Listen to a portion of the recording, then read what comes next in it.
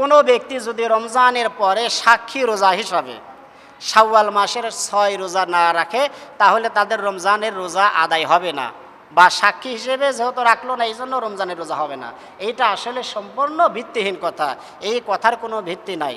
কোনো ব্যক্তি রমজানের রোজা রেখেছে, এখন দেখা গেল শাওয়ালের 6টা রোজা সে রাখতে পারলো না, এতে কোনো সমস্যা হবে না, তবে এই রোজাগুলো রাখলে সোয়াব আছে।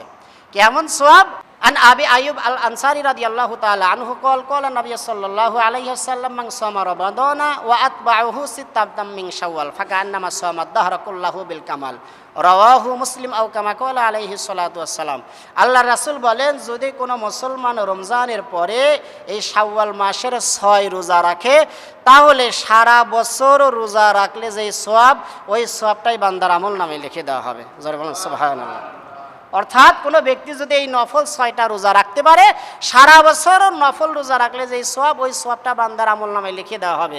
এর দলিল কি? আল্লাহর রাসূল হাদিস শরীফের মধ্যে বলেছেন, আল্লাহ তাআলা নিজেও বলেছেন, মান জা বিল হাসানাতি ফালাহু আশরু আমসালিহা।